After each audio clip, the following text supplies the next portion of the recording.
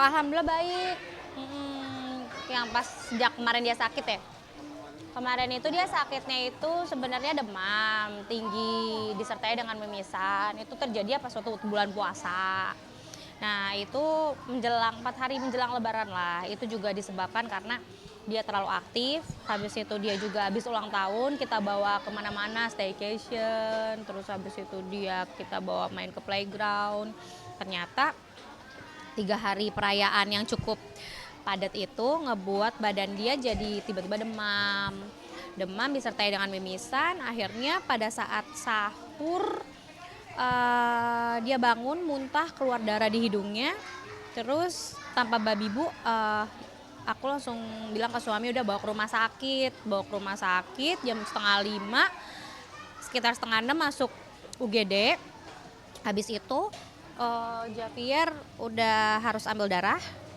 Sebelum itu pasang infus. Akhirnya kata dokter umum yang jaga saat itu, Javier harus rawat inap karena leukositnya cukup tinggi, sekitar 23 ribuan. Belum lagi juga dia demamnya juga 40, yang mengharuskan dia harus rawat inap.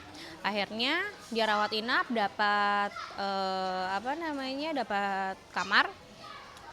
Visit dokter pertama, dokter bilang udah kalau bisa di observasi dulu sampai beberapa hari ke depan. And then hari makin hari ternyata kondisi dia makin buruk. Demamnya nggak turun tapi malah makin naik. Udah dikasih obat segala macam. Dokter visit jawabannya cuma hanya, oh kita observasi sampai hari kelima demam Javier makin tinggi. Padahal obatnya juga udah dinaikin. Di situ anak aku juga nggak makan sama sekali, nggak mau makan sama sekali, cuman minum susu. Terus udah gitu dia masih aktif, cuman hari-hari kelima itu menjelang dia mau keluar dari rumah sakit itu dia mulai menggigil. Akhirnya ambil lagi darah kedua. Ternyata kata dokter, wah ini kok nggak turun-turun demamnya gitu kan. Saya curiga deh kalau ini mengarah ke Kawasaki disease. Jadi Kawasaki itu adalah pembekakan pada pembuluh darah keseluruhan organ tubuhnya Javier. Maka dari itu Javier harus ditindaklanjuti, tapi tidak di rumah sakit itu. Dianjurkan untuk ke salah satu rumah sakit yang bisa nanganin Kawasaki dengan profesor yang cuma satu-satunya di Indonesia. Gitu. Tapi saat itu feeling aku nggak ke arah sana. Aku ngerasa kayak ini cuman mungkin tifus kali yang belum kedetek. Cuman kalau kata dokter, kalau tidak dilakukan tindakan, itu bisa mengarah ke Kawasaki dan mungkin akan mengalami namanya gagal jantung. Nah, tambah pusing dong aku. Akhirnya hari kelima tanpa babi bu, aku nggak dengerin kata dokter itu. Aku cuma minta rujuk ke dokter langganan, dokter aslinya Javier pas waktu dia masih kecil. Karena kan memang aku masuk ke rumah sakit di dekat rumah yang dimana rumah aku baru aku tinggali 1 tahun, jadi otomatis jauh dari dokter yang terdahulu yang biasanya nanganin Javier. Malam itu juga kita pindah ke UGD, rumah sakit di daerah Jakarta Timur, dan itu ada dokter langganan ya. Akhirnya dikasih puyer, zaman dulu ya, secara dokternya Javier itu udah opa-opa dan dia udah tahu Javier itu apa sih penyebabnya, paling kurang makan sehingga dia aktivitasnya tinggi, terus asupan nutrisinya nggak baik, terus akhirnya demam. Sebenarnya dasarnya adalah perutnya dia. Nah sedangkan kondisi Javier dari rumah sakit sebelumnya ke rumah sakit langganan itu dengan kondisi yang gembung perutnya, itu ditandai dengan dia sakit perut, rungsing, demam yang gak turun-turun, gak mau makan. Ternyata pas waktu udah ketemu sama pawangnya, gak sampai 7 jam turun demamnya. Lalu ke hari ke-6 kita kasih perawatan intensif lagi, sampai hari ke-7 baru keluar dari rumah sakit. Dan akhirnya kita bisa berlebaran di rumah, tapi emang Javier harus sebulan stay di rumah sampai benar-benar membaik gitu. 2 aja.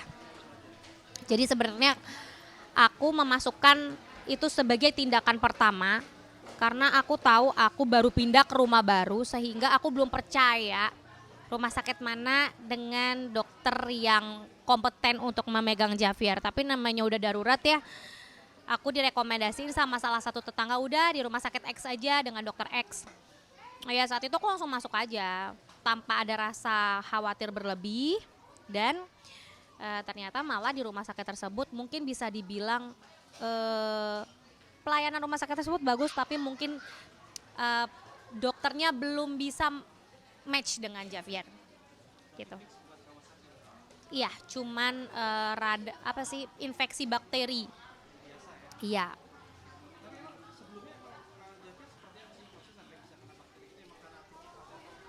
Eh, ini Javier ini adalah tipe anak yang dia itu kalau misalnya main dia lupa makan. Tapi kalaupun memang dia mau makan yang sesuai dengan dia mau. Jadi dia nggak bisa tuh diatur makanan ala-ala kita yang udah bener-bener 4 sehat 5 sempurna. Dia mau lebih kayak spaghetti, nasi, daging, dan no sayur. Dan itu aku juga ngakalin dia untuk makan sayur itu susah banget. Jadi lebih ke vitamin yang udah mengandung vegetable gitu. Nah sebenarnya masalah dia itu aja dari zaman dia kecil. Tapi yang bikin jadi masalah adalah mungkin aku belum bisa menjadi ibu yang memberikan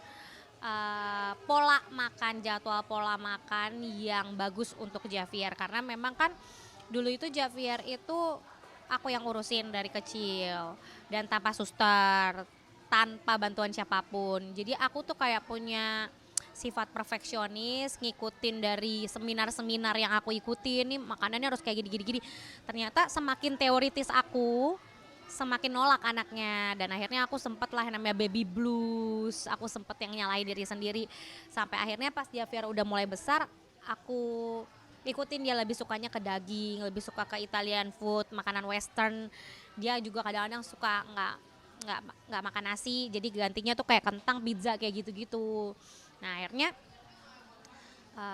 pada saat Javier sakit ini aku jadi lebih belajar bahwa yang namanya anak itu, tiap anak itu pasti unik gitu. Jadi akunya juga harus lebih kayak sabar, lebih harus ngikutin maunya apa. Dan saat dia sakit itu adalah merupakan muhasabah diri aku untuk kayak lebih tidak egois dengan diriku sendiri. Kadang mauku seperti ini ternyata anaknya tidak seperti itu. Jadi makanya aku mulai balance gitu. Terkadang aku pasti ketemu dokter gizi atau nonton seminar yang ada di sosial media. Itu kadang-kadang aku juga harus juga mengkombinasikan dengan apa yang dia mau gitu.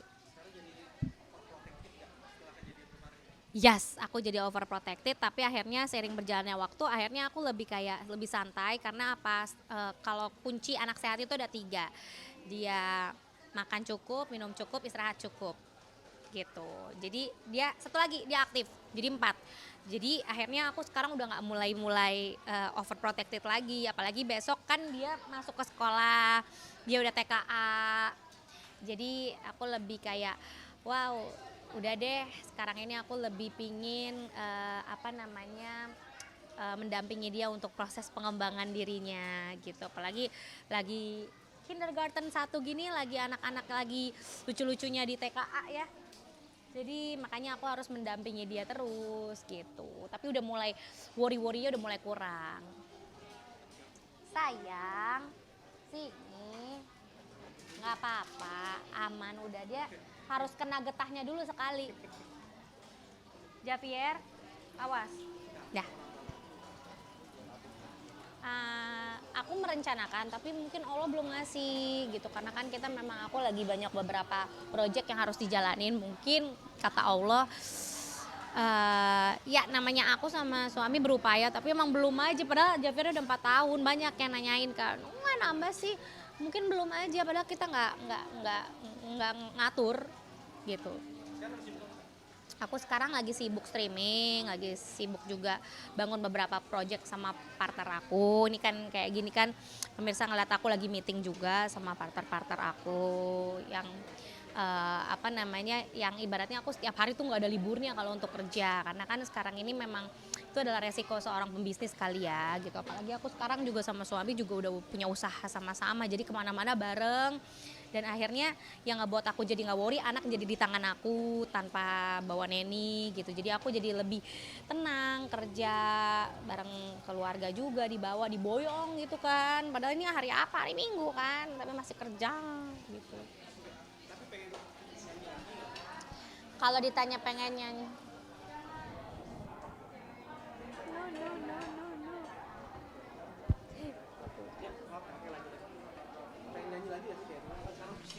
Oh, iya. Aduh, apa sih? Nggak boleh tahu, nggak boleh. Dia lagi main ikan.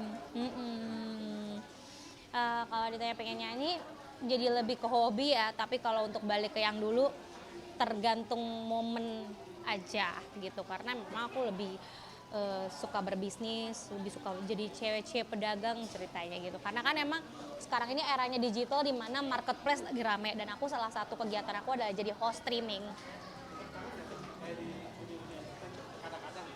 Um, karena kan sekarang ini kalau kita diketahui atau dikenal lewat sosial media, pada akhirnya akan jadi artis juga kan. Jadi aku ngerasa kayak dunia public figure, ya namanya Cikita Media akan orang taunya sebagai Cikita, tapi mungkin sekarang ini orang taunya aku lebih ke pengusaha, dagang, host streamer gitu. Jadi kalau mau ditanya kangen nggak? Tiap hari aku berurusan sama entertain, tiap hari aku berurusan sama yang namanya sosial media, itu is a part of figure, part of entertainer juga gitu. Jadi kalau syuting juga kadang-kadang beberapa TV juga masih suka ngajak gitu.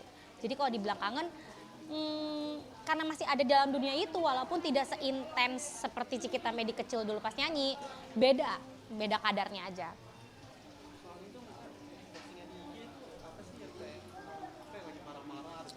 Yang mana nih? Oh iya.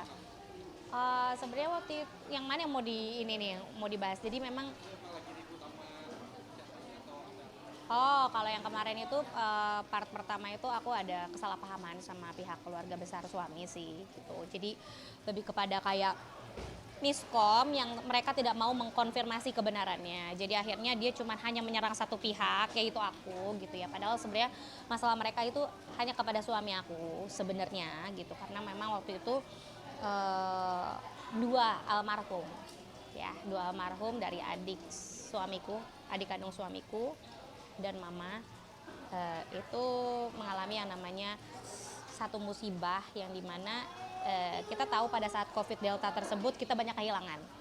Nah, after effect-nya adalah dimana aku sebagai istri juga di samping suami aku mensupport semuanya, baik fisik, materi, dan lainnya gitu. Karena memang kan pernikahan aku masih seumur jagung lah.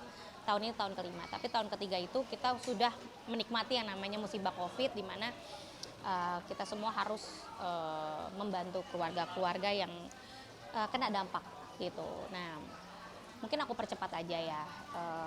Intinya gini, posisi kita sebagai istri itu ada batasan pada keluarga suami.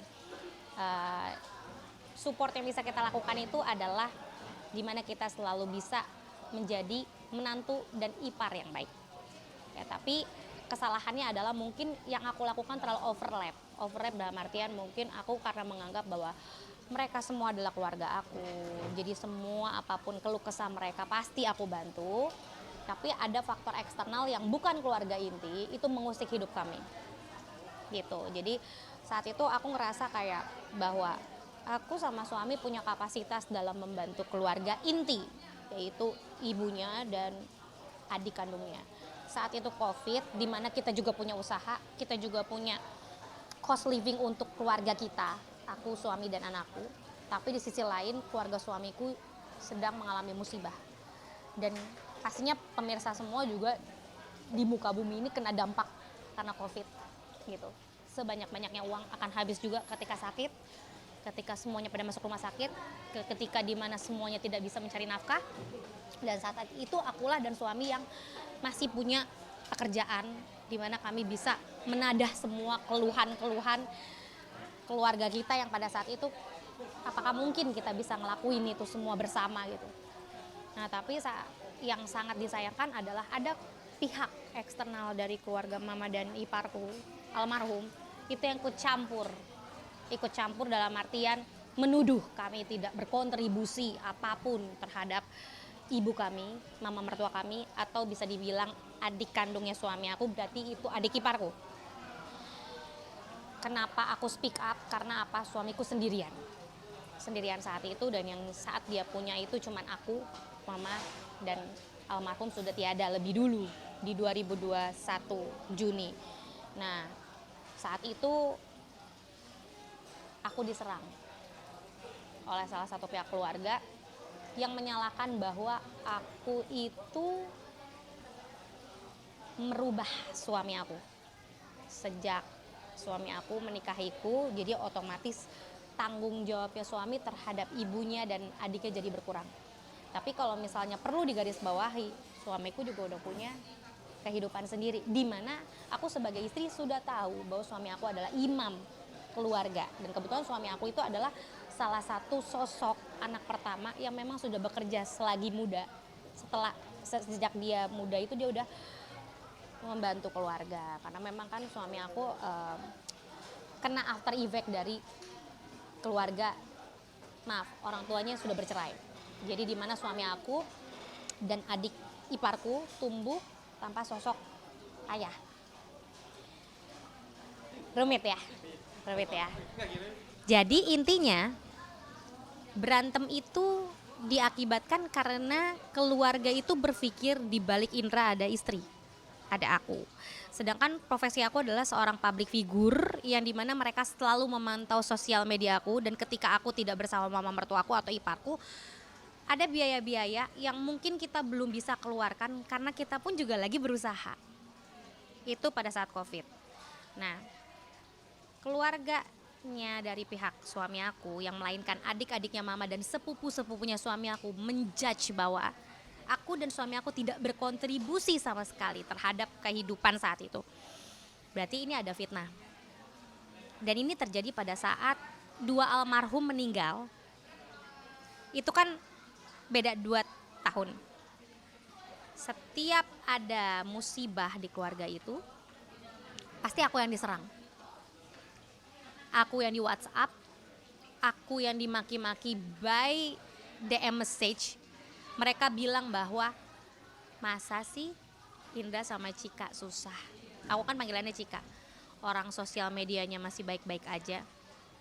Tapi gak mungkin seorang aku men-sharing sesuatu yang susah di sosial media karena aku adalah seorang influencer. Karena aku tidak mau besar karena sensasi. Aku dari kecil selalu dididik sama orang tua untuk besar dari prestasi. Maka dari itu seorang Cikita Medi dikenalnya sebagai penyanyi, bukan pembuat ribut. Nah, tapi karena keluarga pihak suami aku terus mengganggu aku dengan cyberbullying, memfitnah bahwa sejak suami aku menikah denganku, suamiku berubah. Aku dibilang penyebab, itu yang aku gak terima. Dan akhirnya suami aku buat perhitungan dengan keluarganya setelah 2 almarhumah meninggal. Aku juga siapkan apa saja yang pernah aku bantu. Aku siapkan juga mutasi di mana aku membiayai semuanya pada saat kita pun juga kesulitan. Kita sampai melakukan atau menjual aset kita demi bertahan hidup. Untuk saling menghidupi dan menghidupi diri sendiri.